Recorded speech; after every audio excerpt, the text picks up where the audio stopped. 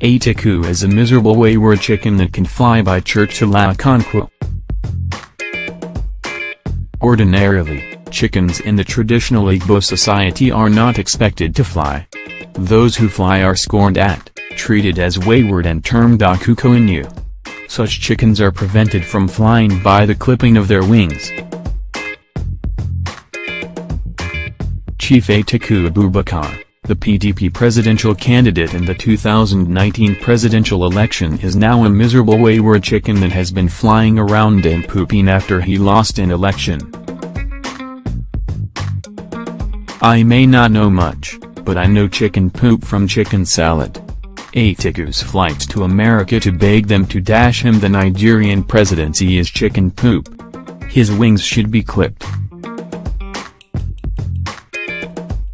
When I heard that Chief Atiku has hired Bruce Fein at $30,000 over a 90-day contract to obtain official recognition from the United States that he, Atiku, is the authentic Nigerian president, and I remembered William Shakespeare's quote, "O mischief, thou art swift to enter in the thoughts of desperate men." For years, Atiku has been pursuing the Nigerian presidency desperately and mischievously. From the onset, Atiku's presidential election was built on sinking sand. He chose to build a tower, and spend no more labor on the foundation than would be necessary to erect a hut. His illusions were, therefore, confronted by reality at the polls. As the wise saying goes, if you want no disappointments, don't indulge in illusions. He who lives on illusions dies of disillusion. But, like a wayward chicken, Atiku has been unable to analyze his delusions. He has refused to understand, proverbially, that challenging Buhari is akin to stupid chicken challenging a wild cat. Proverbs are powerful. Like this one, you can beat a fool half to death, but you can't beat the foolishness out of him. Even after Atiku was beaten silly in 2019 presidential election, the foolishness in him, stubbornly, refused to leave.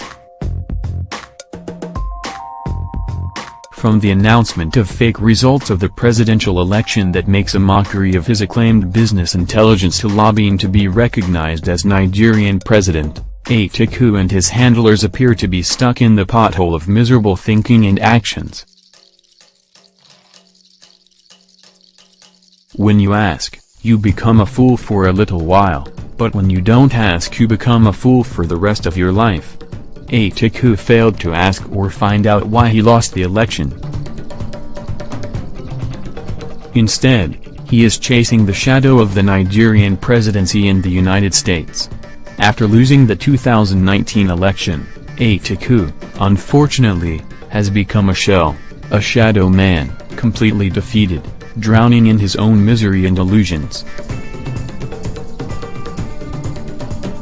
Even before losing the election, Atiku and the Aticulated were living in a hermetically sealed bubble in which only their delusions are reinforced and an alternate reality reflected.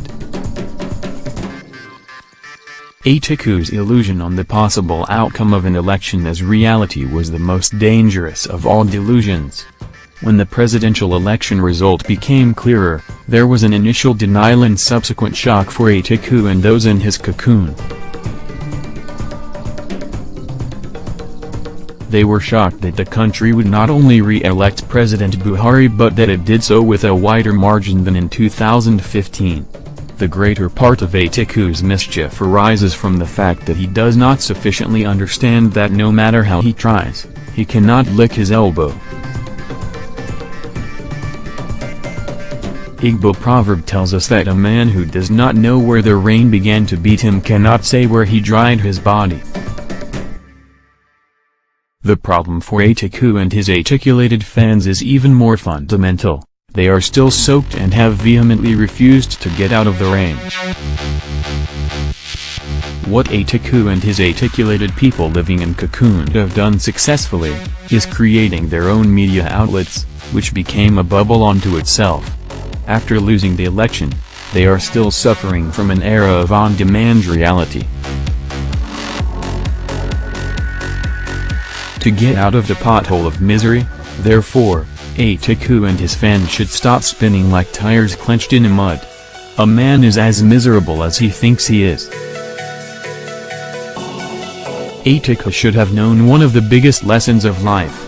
Happy people find a way to live with their problems, and miserable people let their problems stop them from living. Atiku should not let his problems stop him from living. He should convince himself that he need not be the president to get Nigeria working again. Since it appears that the only source of his happiness is public service aimed at lifting Nigerians out of poverty, he could start small. For example, he can focus on using his millions of dollars to help reorientate the mindset of the members and possible recruits of the dreaded Boko Haram at his ravaged backyard in northeastern Nigeria. This will be therapeutic. Atiku can try as much as he wants to flee his misery, but of course, he can never flee from the misery that is within him. To cure Atiku of illusion and misery, he should give himself permission to be happy. He should stop giving birth to mischievous deceit and vanity. He should allow himself to an experience of small pleasures, a hike to the top of Adamawa Highland. This can provide both an escape from mischievousness.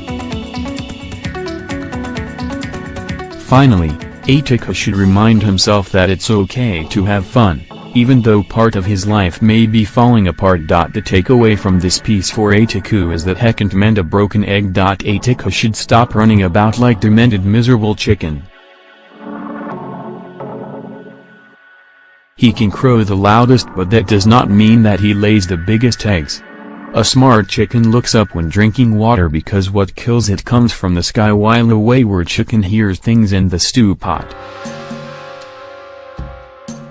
Atiku should look up and stop thinking about the Nigerian stew pot, the money in the treasury.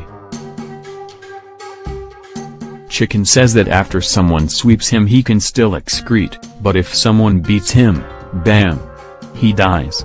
The miserable wayward chicken, Atiku, should stop excreting in order not to provoke the Nigerian government to beat him, bam! You can email Churchill at email protected, or follow him on Twitter at Churchill.